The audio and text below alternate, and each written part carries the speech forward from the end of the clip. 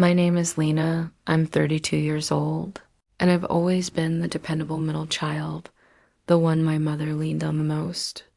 When she passed away last month, I never imagined my own family would turn against me so cruelly. Just yesterday, my father jabbed his finger in my face and shouted words that still cut through me. Bring back the $98,000 or don't ever come home again. My sister, Clara, didn't miss the chance to twist the knife even deeper, sneering, "We all know you took Mom's money." What they didn't expect was what would happen when I laid those teller slips on the table. Their faces went pale, and for the first time, they had no words. But before I tell you about that moment, let me know where you're watching from. And don't forget to subscribe if you've ever had to stand your ground against family who tried to bully you into silence. Growing up in our suburban Cleveland home, family roles were carved in stone. My father, Richard, was the hard-nosed businessman who built his construction company from scratch, demanding perfection and rarely offering praise. Clara, the eldest, was always his favorite, able to charm him with her smiles and carefully chosen compliments. My younger brother, Evan, was the mischievous one, constantly in trouble but forgiven every time with a grin. And then there was Mom, Margaret, the warm heart of the household. She was the peacekeeper, softening my father's edges, making sure birthdays, school plays, and little everyday joys never went unnoticed. When Dad would explode over something trivial, Mom would gently steer us into another room and whisper, "Your father works hard." He just shows love differently. Our childhood was shaped by this contrast. Dad treated parenting like business management results, rules, and consequences. Mom nurtured with patience and understanding. When I brought home straight A's, Dad would simply nod and say, "It's expected." Mom, on the other hand, would hug me tightly and whisper, "I'm proud of who you are. Everything changed 2 years ago, the day Mom was diagnosed with stage 4 pancreatic cancer." The doctor's words fell like grenades in that cold hospital room. 6 months to a year. With treatment, Dad instantly shifted into problem-solving mode, rattling off names of specialists and experimental treatments. Clara cried dramatically in the hallway, but within an hour she was rushing off an important meeting she couldn't possibly miss. Evan showed up late, as usual, completely missing the doctor's explanation. I was the one who stayed by Mom's side while she absorbed the news. I held her trembling hand when she refused the idea of painful experimental treatments, and I promised her I'd be there through everything. And I was, even though I worked full-time as a loan officer at Cleveland Community Bank, I became her primary caregiver. I drove her to appointments, kept track of her medications, researched hospice and palliative care, and spent endless nights on the stiff recliner in her hospital room. Clara rarely showed up. Even though she lived just 20 minutes away, there was always an excuse: her kids' schedules, business dinners, or urgent deadlines. On the rare occasions she visited, she swept in with expensive bouquets and loud declarations of love, but never stayed long enough to help Mom shower or change her bedding. Evan was more present, but in unpredictable bursts. He'd show up with Mom's favorite ice cream, crack jokes until she laughed, then vanish when things got too hard. He promised to take the night shift, only to send a last-minute text about his car breaking down or catching some bug.dab. Meanwhile, buried himself deeper in work. He spared no expense on her care, but couldn't stand to witness her decline. When he did visit, he talked about the stock market, sports, or his latest deal, anything but the reality staring us in the face. "You'll beat this, Margaret," he'd insist. Even as she grew thinner and weaker by the day, those 18 months were a blur of medical jargon, insurance papers, and bittersweet moments I'll never forget. Against the odds, Mom fought with everything she had. She endured round after round of chemo, each one leaving her frailer but still determined. "I'm not ready to leave my children yet," She whispered to me one night as I held her hand. Being her caregiver showed me sides of her no one else ever saw. In the stillness of 3 a.m., when pain kept her awake, she shared stories of her youth dreams she'd set aside, regrets she'd kept hidden. One night, she admitted softly, "I always wanted to open a bookstore, but your father thought it was impractical." As her time drew near, Mom grew more deliberate with me. She asked me to bring her old photo albums, her jewelry box, and finally a small, leather-bound journal I had never seen before. Placing it in my hands, her fragile voice said, "When the time is right, you'll understand." On her final day, fate dealt me both the cruelest and most precious gift. I was the only one with her. Dad was out of town closing a deal. Clara was at her daughter's soccer tournament. Evan's phone went straight to voicemail. I sat at her bedside, holding her hand as her breathing slowed. "It's okay, Mom. You've done enough for everyone. You can rest now," I whispered through tears. She squeezed my hand one last time before slipping away, taking a piece of me with her forever. The funeral was held at the Presbyterian church, where Mom had volunteered for years. The sanctuary overflowed with people whose lives she had touched, neighbors she'd helped through tough times, children she had tutored, and friends who considered her family. Each of us grieved in our own way, and those differences said more than words ever could. Dad treated the funeral like a business function that had to be executed flawlessly. He managed the funeral director, approved the order of service, and shook hands with mourners like a corporate host. His eyes stayed dry, his posture rigid, as he delivered a carefully composed eulogy that painted Mom as the perfect supportive wife. Clara's grief, on the other hand, was loud and dramatic. She wailed through the service, collapsing into the arms of family friends who rushed to comfort her. Between sobbing fits, I caught her sneaking glances in her compact mirror and even responding to work emails. When no one was watching, her expression shifted to impatience, checking her watch as though she had somewhere better to be. Evan's emotions came in waves. One moment he was stone-faced, the next he was slipping outside, overwhelmed by tears. When it came time for him to speak, his rambling but heartfelt eulogy captured Mom's humor, warmth, and stubborn spirit better than any of Dad's formal words ever could. People laughed and cried in the same breath. Hearing their Margaret brought back to life in his stories. As for me, I moved through the day on autopilot. I kept track of details, made sure guests were cared for, and tried to hold the pieces together. My grief stayed hidden behind my calm exterior. I told myself there would be time for my tears later, alone, the way Mom would have wanted, quiet and dignified. A week later, we gathered in the paneled office of Mr. Walter Gray, the family attorney, for the reading of Mom's will. The tension in that room was thick enough to cut with a knife. Walter adjusted his glasses and began. Margaret was very specific about her wishes. The family home went to Dad, which he accepted with a satisfied nod. Her savings were to be divided equally among the four of us. Then Walter cleared his throat and continued. However, she appointed Lena as the executor of her estate, with full authority to distribute assets according to her instructions.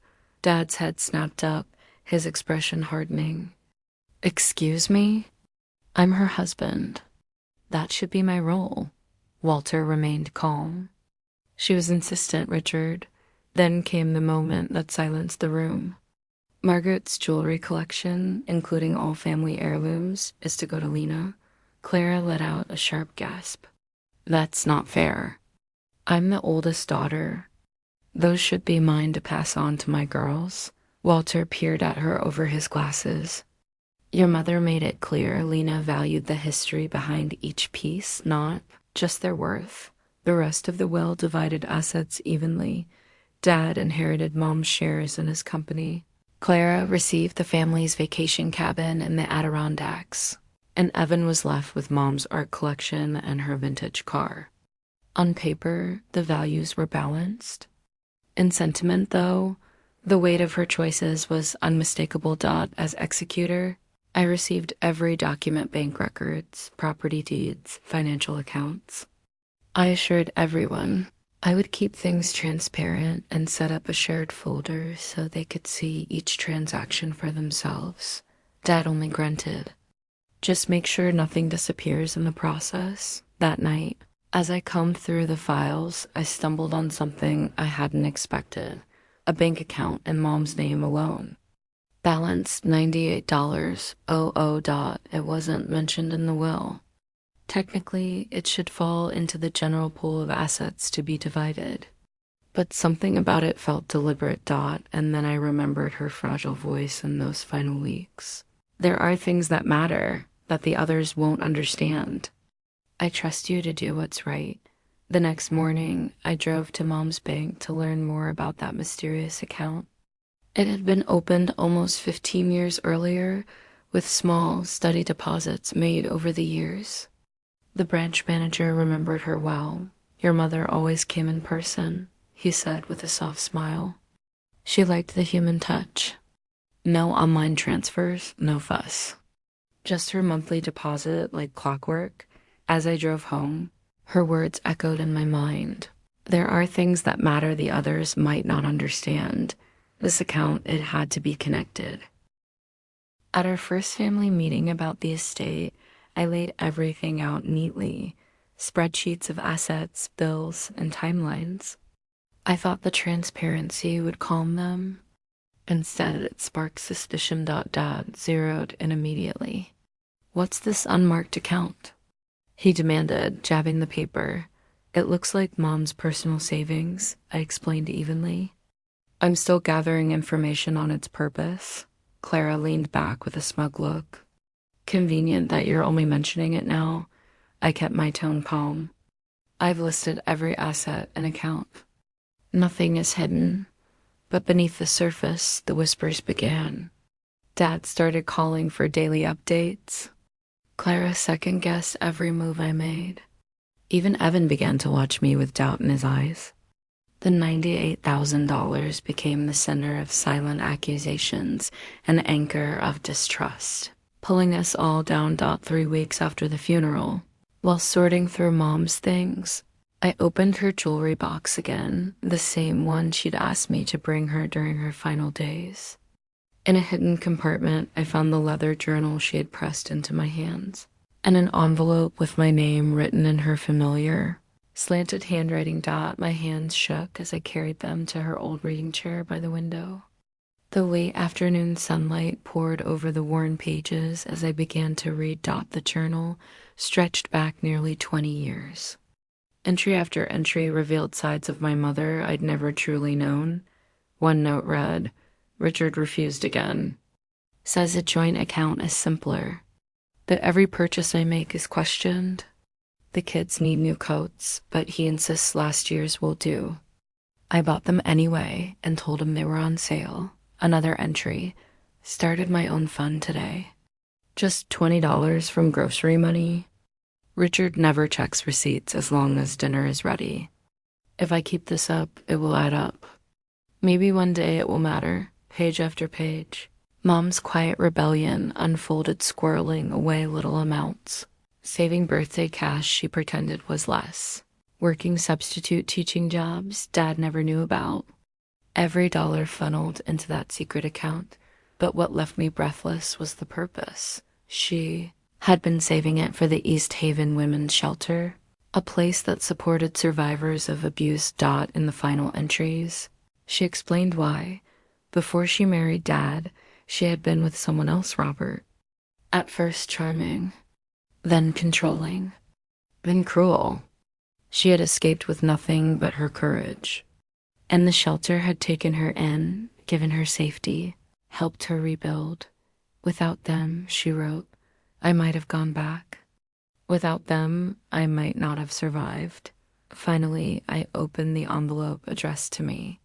The letter inside was dated just 2 months before her death. My dearest Lena, if you're reading this, then you finally know the truth. The $98,000 represents 2 decades of quiet independence. Your father is not a bad man, but his need for control has been the silent struggle of my life. My wish is for this money to go to the East Haven Women's Shelter. They saved me once. I want to help them save others. I didn't put it in the will because your father would fight it and Clara would take his side. As executor and as the child who truly sees me, I trust you to honor this last wish.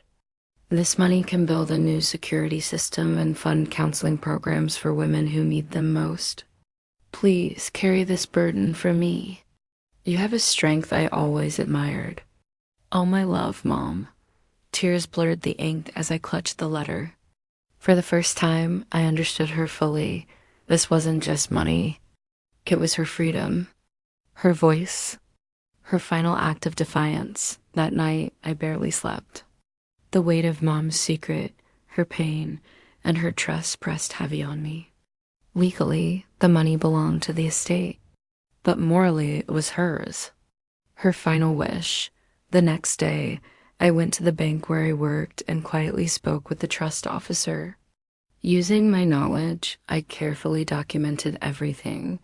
Copies of Mom's journal entries, her letter, and proof that her intent was crystal clear. Then I began the transfer process. By the end of the week, the $98,000 had been moved in Margaret Harris's name to the East Haven Women's Shelter. The director, Susan Perry, broke down in tears when I explained. Your mother? She's been with us for years, she revealed. She never told her story publicly, but she mentored so many women here. They trusted her because she truly understood. She always said she wanted to leave something behind for them. Hearing that hit me harder than I expected. All those book clubs or extra errands Mom claimed to have, she had been spending her time volunteering at the shelter. Quietly, privately, shaping lives. I knew I had done the right thing. But I also knew it was only a matter of time before my family found out. And sure enough, the storm came. On a Thursday evening, Dad sent a blunt message. Family meeting tomorrow, 7 p.m. my house, mandatory. Minutes later, Clara followed up. You'd better show up. Lena, time to clear the air. The next evening, I arrived at Dad's house with my binder of estate documents, prepared for hostility. The atmosphere was thick when I stepped inside, accusations hanging in the air before a word was spoken. Dad sat stiff in his leather armchair, his jaw clenched. Clara perched next to him, arms folded, her eyes blazing. Evan leaned against the fireplace, looking uneasy but present. Sit down, Dad ordered. His voice clipped. I sat across from them, setting the binder on the coffee table. I brought updates on the estate, if that's what this meeting is about, Clara smirked. Oh, it's about the estate, all right. Specifically the money that's missing. My chest tightened, but I kept my face calm. Every asset is accounted for. It's all in these reports. Dad's voice dropped into a growl. Don't play innocent. The $98,000, Lena, the account you oh so conveniently discovered. It's gone. Clara leaned forward, her eyes shining with triumph as she slapped a folder of bank statements onto the table. We had Walter request records directly. The account was emptied 3 days ago. My pulse hammered. That account was Mom's personal savings. I began carefully, and Dad's voice exploded, cutting me off. You had no right to touch that money.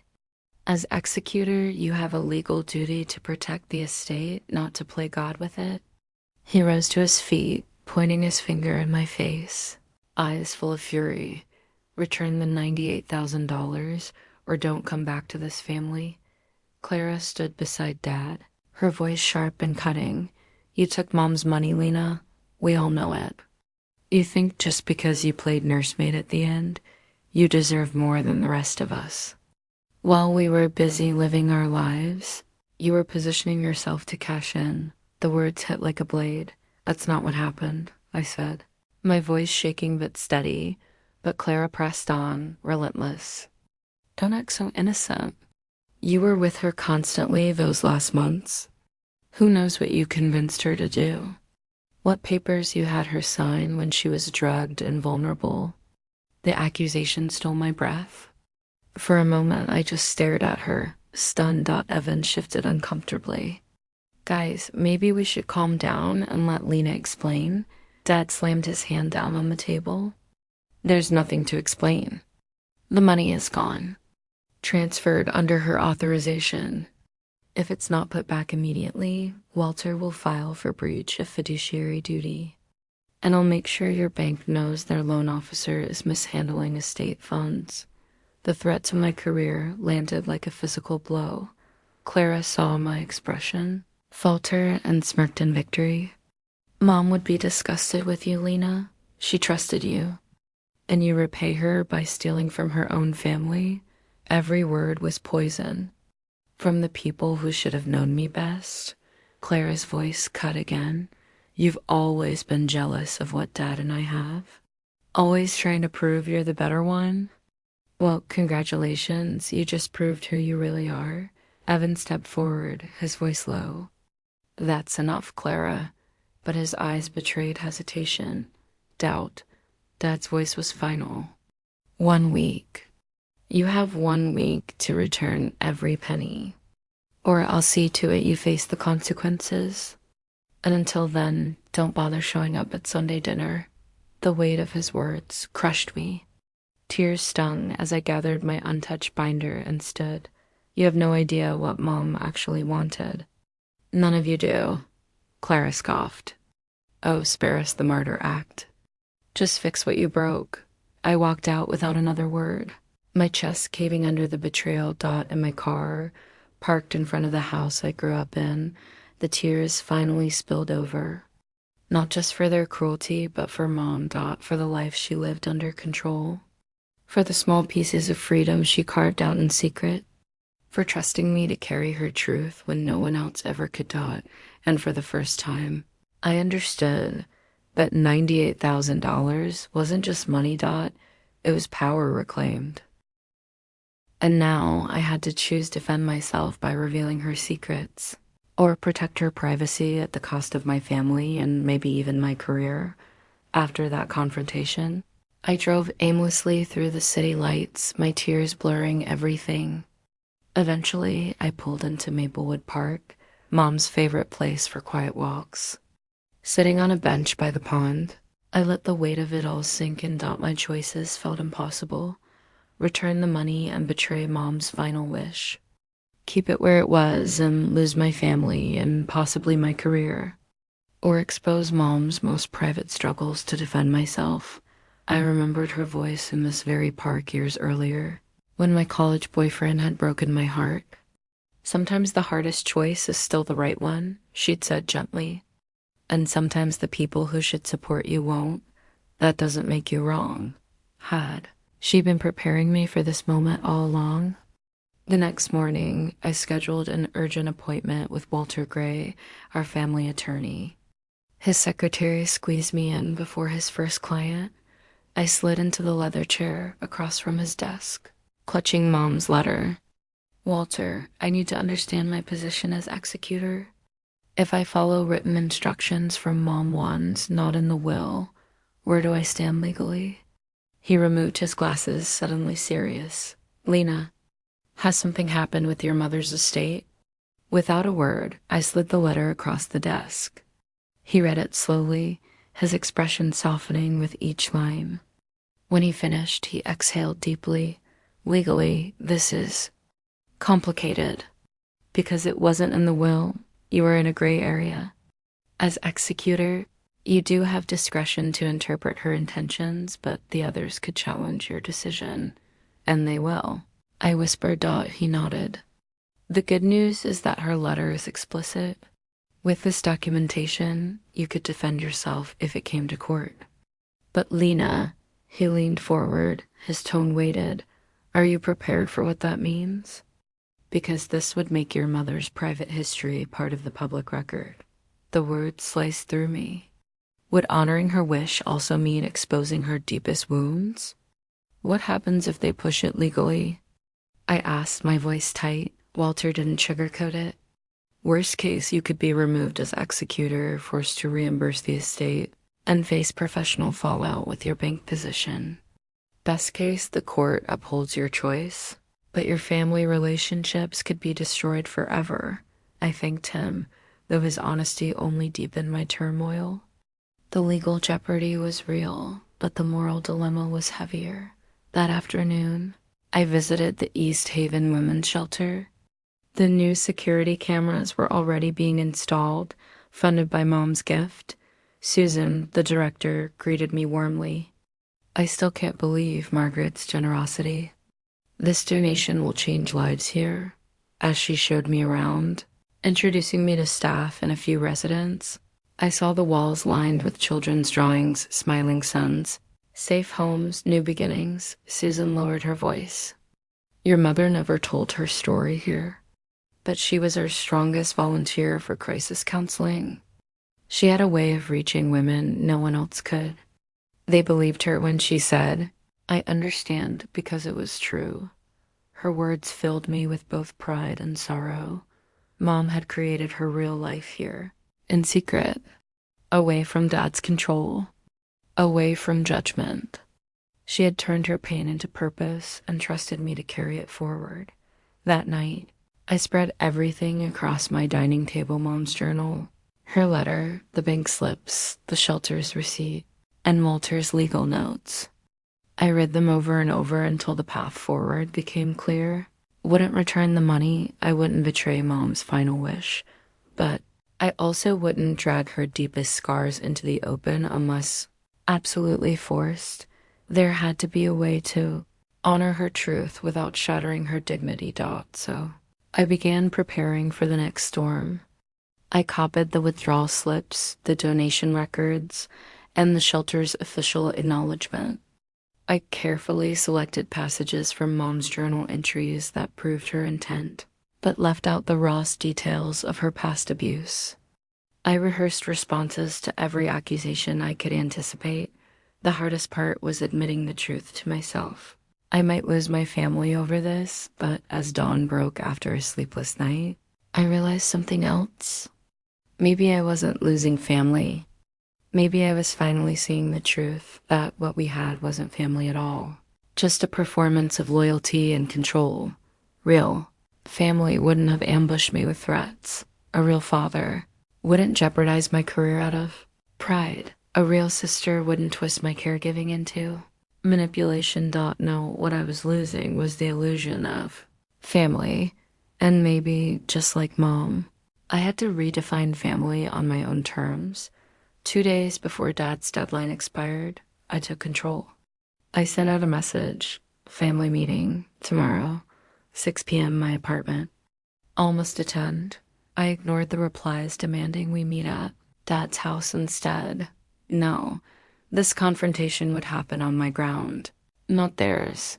I cleaned my apartment top to bottom, but not for appearances. I arranged the evidence on the dining table in neat folders, one for each of them. I even baked Mom's favorite lemon cookies, not as a peace offering, but as a reminder of whose legacy this really was. At exactly 6, the doorbell rang. They arrived together, a united front. Dad's face thunderous, Clara smug, already assuming victory. Only Evan gave me a small, uncertain smile. Dad didn't sit. He loomed. I hope this means you've come to your senses. I've made a decision, I said calmly. But first, I need you all at the table. There are things you need to see, Clara snapped. We don't need to see anything except proof you returned the money. I held her gaze. Either sit down and hear me out or leave now and speak to me only through Walter. Those are the only options tonight. For a moment, no one moved. Then, reluctantly, they filed to the table. Dad claimed the head seat out of habit.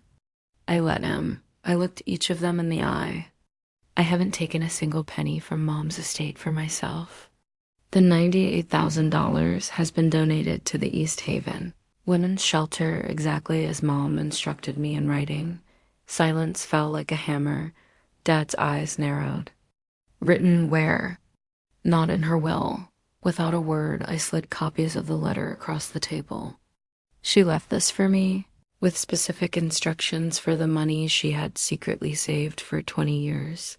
They read in silence, their expressions shifting from confusion to disbelief. Clara scoffed first. This proves nothing. You could have written this yourself. I stayed calm. Which is why I also brought this. From a protective sleeve, I pulled selected copies of Mom's journal, her neat handwriting spelling out her determination to build her own fund. Entry by entry, year after year. Dad's face darkened. This is ridiculous. Margaret never kept secrets from me. I met his eyes and asked quietly, didn't she? Dad, when's the last time Mom bought something over $50 without running it by you first? His silence said everything. Did you know she volunteered at the shelter for 15 years? I added, or that she had a deeply personal reason for supporting their work. Clara slammed her hand down. Stop deflecting. Even if Mom wanted this, you had no right to make that decision without us. The money belonged to the estate. I nodded. You're right. I took a legal risk. But I chose to honor Mom's wishes over technicalities. Dad found his footing again. Well, your choice has consequences. Walter will file tomorrow. Slowly, I reached for the final folder.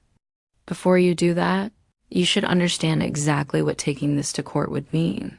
Place the teller slips and the official donation receipt on the table. Every penny went to the shelter. Nothing to me. Nothing to my account. It's already been used to upgrade their security system and fund counseling programs. Then, with deliberate slowness, I slid forward a sealed envelope. And this contains the full, unredacted journal entries. If we go to court, this becomes public record. Every detail about Mom's past, about her struggles, about what she kept private, all of it exposed for strangers to read. Faces drained of color.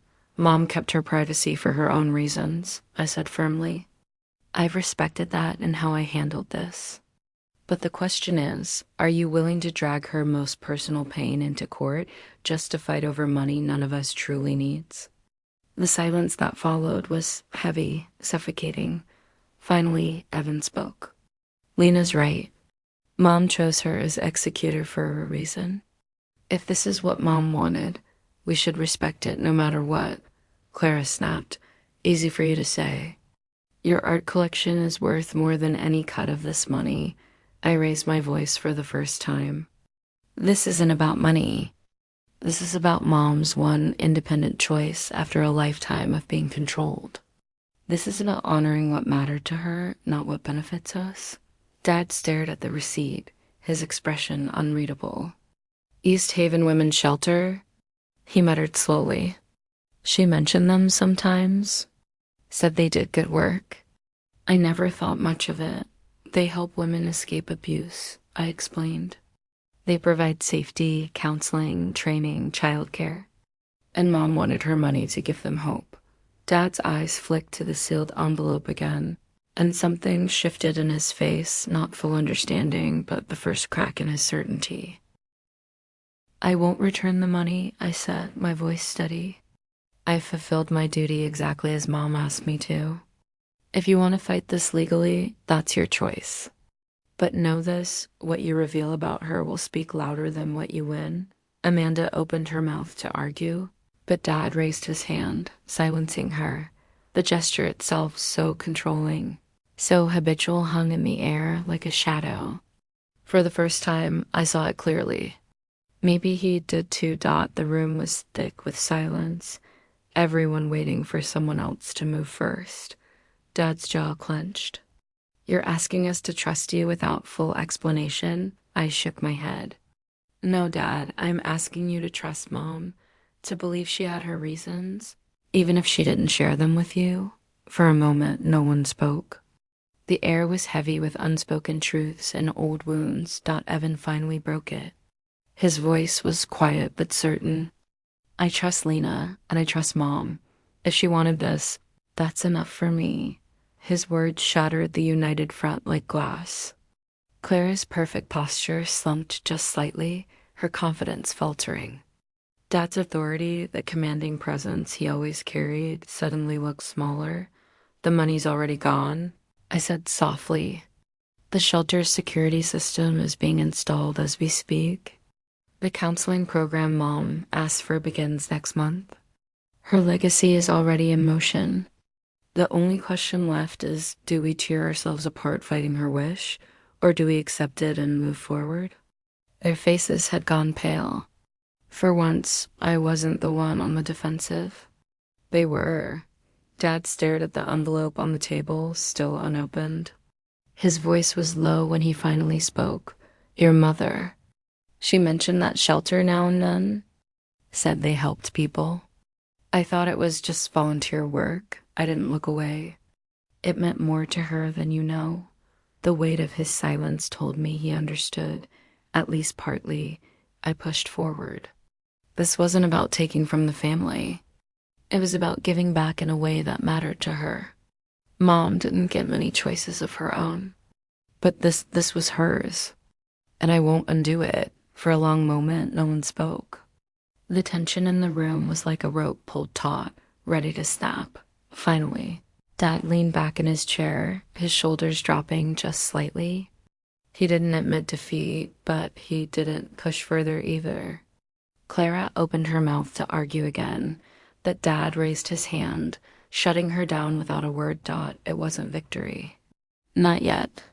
But it was the first crack in their armor, the first sign that maybe, just maybe, Mom's truth would win out. The days that followed our confrontation felt strangely quiet. No more late-night calls from Dad demanding updates. No more sharp texts from Clara dripping with suspicion. The silence wasn't comfortable, but it was better than the storm. Dad never officially withdrew his threat of legal action, but he stopped mentioning it. Clara kept her distance, her messages short and cold, but no longer openly hostile. Evan, on the other hand, called me often. Our relationship, tested in that fire, grew stronger. 2 weeks later, Dad asked me to meet him for coffee at the little diner on Main Street, the place he used to take Mom on Sunday mornings.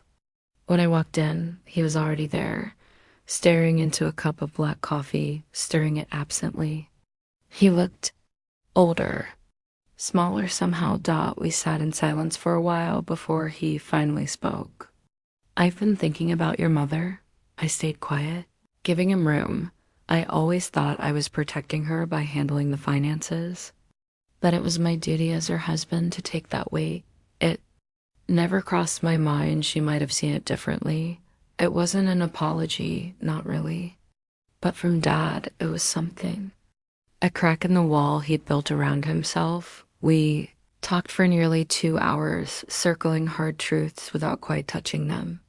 He told me stories from their early marriage, before control turned into habit. I told him pieces of her final months he'd miss by keeping his distance, her humor even in pain, her stubborn courage, her worry for everyone but herself. At one point, he said quietly, she made you executor because you see people clearly. I never had that gift. When the check came, he fumbled with the words before finally muttering, that shelter? It's a good cause. Your mother would be glad. It wasn't full reconciliation, but it was the beginning of something different, less about control, more about seeing her as she really was. Clara took longer. Her pride didn't allow her to admit fault, but eventually she sent me a short message, an invitation to her daughter's dance recital. No explanation, no apology. Just a date, time, and venue. I went. I clapped hard for my niece and brought her flowers. After the recital, Clara and I exchanged polite small talk in the lobby. Nothing about Mom, nothing about money. But it was a start. Her olive branch, as brittle as it was. Evan, though, became my strongest ally. The day after the confrontation, he called and said, I should have backed you sooner. I knew you wouldn't steal from Mom. I just froze. I couldn't find my voice until it was almost too late. I reassured him. Mom would understand. More than anyone. From that day, we began sorting through Mom's belongings together, piece by piece. And in those quiet hours, we discovered new sides of her we'd never seen. Going through Mom's things with Evan was both painful and strangely healing. We sifted through closets, boxes, and drawers that still smelled faintly of her lavender perfume dot in her old sewing basket. Tucked between spools of thread and scraps of fabric, we found slips of paper notes she had written to herself, tiny affirmations, scraps of poetry, reminders of her own worth. One read, "Your boundaries deserve protection." Another, "Helping others heal helps you too." Evan turned the notes over in his hands, his eyes glassy. She was so much more complicated than I ever realized. I nodded, holding a worn paperback of their eyes were watching God, filled with her neat annotations in the margins. I thought I knew her completely, but I missed so much. We found keepsakes that told silent stories, pressed flowers between pages of her Bible, ticket stubs from plays she must have attended in secret, and recipes clipped from magazines with little stars marking the ones she dreamed of. Trying that each discovery made me mourn not just her death, but the parts of her life that had been muted, controlled, or deferred. And yet, as we pieced together her hidden world, I began to feel something else: pride. Mom hadn't just endured. She had resisted. Quietly, fiercely, with every small act of independence she could carve out. That pride pushed me to do more. I began volunteering at the East Haven Women's Shelter, not in crisis counseling like Mom, but in the way I knew best. I offered financial literacy workshops to women rebuilding their lives. Many had never balanced a checkbook, applied for credit, or learned how to manage savings. Teaching them gave me a sense of purpose, like I was carrying a part of Mom's legacy forward in my own way. 3 months after her death, I started something new, a support group for adult children of controlling parents. Every week we gathered in a small community center, sharing strategies, stories, and hard-won victories. I realized I wasn't alone, that there were others carrying wounds like mine. Each session ended with one of Mom's favorite quotes, written in her careful script on one of those slips of paper. Understanding your past doesn't mean repeating it. Her words became a compass, guiding not just me, but everyone who sat in that circle. 6 months after Mom's passing, the East Haven Women's Shelter held the dedication for their new counseling center. The renovations and security upgrades had been completed, funded entirely by Mom's secret savings. The day was bright and crisp, a perfect October afternoon. A modest crowd gathered outside the shelter, where a simple bronze plaque had been mounted by the entrance. The Margaret Harris Counseling Center, where courage finds safety and new beginnings take root. Susan, the director, gave a heartfelt speech about Mom's years of service. One by one, women she had mentored came forward to share their stories. A young mother described how Mom had sat with her through panic attacks, helped her fill out job applications, and even babysat her toddler during interviews. Another woman, her voice trembling, said, "She told me leaving didn't make me weak, it made me brave. That I deserved to start over." I stood near the front, tears welling as I listened. When it was my turn to speak, I kept it short. My mother believed in second chances. She believed in quiet acts of courage. And she believed that even small steps can create change. The center isn't just her legacy, it's a lifeline for every woman who walks through these doors. As I stepped down, movement at the back caught my eye. Dad stood there, uncomfortable in a suit, watching from the crowd. He didn't approach, didn't speak, but when our eyes met, he gave a small nod before slipping away. It wasn't reconciliation, but it was respect, and that was enough. Clara didn't attend. Instead, she sent a flower arrangement with a simple card. She would be proud, for her. That was as close to peace as pride allowed. Evan stayed the entire day, helping serve refreshments and chatting warmly with staff who had worked alongside Mom. He laughed easily, with the children running around the yard. And for the first time in years, I felt like I truly had a brother. That day, standing outside the center that bore her name, I realized Mom had managed to do what none of us thought possible. She had turned pain into hope. Not just for strangers, but for us two Dodd in the years since that stormy night around my dining table. Our family has settled into a new kind of normal. Not the picture-perfect kind, but something more real. Evan and I, though we've grown closer than ever. Together, we've learned to see our family patterns clearly and promise ourselves we won't repeat them. He still makes me laugh like when we were kids, but now he also stands beside me in ways that matter. As for me, I carry Mom with me every day. Her journal rests in my bedside drawer, its pages worn from rereading. Some nights, when the weight of responsibility feels heavy, I open it and hear her voice again. The greatest gift you can give your children is not protection from change or challenge, but the confidence that they can overcome anything with truth and integrity. That is the inheritance she left me. Not jewelry, not property, not even money, but courage, integrity, truth, and the $98,000 that nearly tore us apart. It has already helped dozens of women and children build new lives. Mom's quiet rebellion has become a public legacy, one that will outlive us all. I've learned that true inheritance isn't measured in what you hold in your hands. It's measured in what you carry in your heart. Mom trusted me with her story, and I will honor it for as long as I live. So I ask you, have you ever had to stand up for what's right against family pressure? Have you ever discovered a truth about someone you loved that changed everything you thought you knew? If this story resonated with you, share your thoughts in the comments below.